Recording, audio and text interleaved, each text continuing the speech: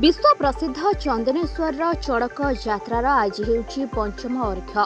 पंचम अर्घ्य रही यात्रार महान पर्व कामिना विवाह। आज महादेव कामिना नामक राक्षसुणी को विवाह करेंगे, से पूरा शैव पीठ उत्सव मुखर। शैव पीठरू विराटकाय पटुआर बाहरी भट्टपुर स्थित दुर्गा मंदिर को जाई नीतिकांति अनुसार कामिना नामक राक्षसुणी की विवाह करी मंदिर को फेरिबे देवदेव महादेव। सेथिपाई पूरा अंचल चलचंचल होई उठिछि। गतकाली षष्ठ अर्घ्य 70,000 भक्त होइतबा बेले आज महादेवंक विवाह एवं पंचम अर्घ्य थिबारु 2 लक्षरू ऊर्ध्व भक्तंक समागम हेबार अनुमान करा जाउछि। एही चड़क यात्रार दुईटी मुख्य उत्सव रहिछि, नील पर्व एवं पाट पर्व। एही दुईटी प्रमुख उत्सव रे 3 लक्षरू ऊर्ध्व भक्तंक समागम हेबार अनुमान करा जाइछि। सेथिपाई ट्रस्ट बोर्ड एवं प्रशासन पक्षरु व्यापक बंदोबस्त करा जाइछि। मुख्य उद्देश्य कौन रही? आज मुझे तपन कुमार पंडा मानकर मुख्य मौर सन्यासी। आज आमर जे महाचड़क पर्वर आज हूँ कामिना विवाह। कामिना विवाह ने भक्त एवं भगवान गोटे मिलन, जो भक्त जो भगवान को भोला महेश्वर आशुतोष बाबा चंदनेश्वर को जी भक्ति भाव में डाके से निश्चित पाए। तेणु कामिनी से राक्षसुणी थे, से ठाकुर को डाकिले, देवादिदेव महादेव को डाकिले, बाबा चंदनेश्वर को डाकिले।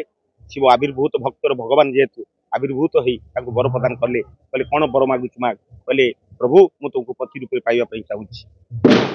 किंतु हिंदू शास्त्र रही जेकोसी जड़े गोटे विवाह कर द्वितीय विवाह करना, किंतु आज जेहेतु शिव हूँ भक्तर भगवान, जेहेतु सी वर प्रदान कर सारी जो गोटे शर्त मुझे विवाह करी। जो मास जो तिथि चैत्र मसरे कौन हिंदू विवाह हुए से दिन से तिथि तुम विवाह करी। से कामिना होती से कालिका, से देवी से कालिका विवाह करी आज जाऊँ विराट पटुआर मंदिर भितर कार्य संपन्न हम। दुर्गा देवी से मानभंजन करने लगे, भर को जाई कामिना विवाह संपन्न हम। विराट पटुआर जीवे एवं शिव एवं भक्तर जो विराट मिलन से अनुभव कर समस्ते। तेणु से बाबा चंदनेश्वर शिचना बिंदे आम कटी कटी प्रणति जनवा, हे प्रभु हे बाबा चंदनेश्वर जलजंत्र हिसाब से रही।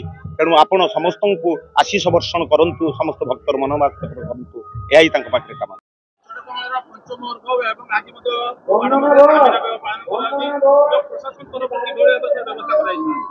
आमर बहुत विविध पुलिस अरेंजमेंट कराई।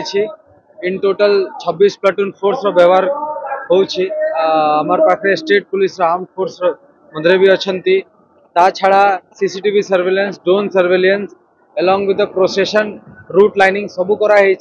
आमर व्यापक ट्रैफिक अरेंजमेंट भी कराई कि अननेसेसरी गाड़ी गुड़ा पार्किंग न हो अनऑथराइज जगह।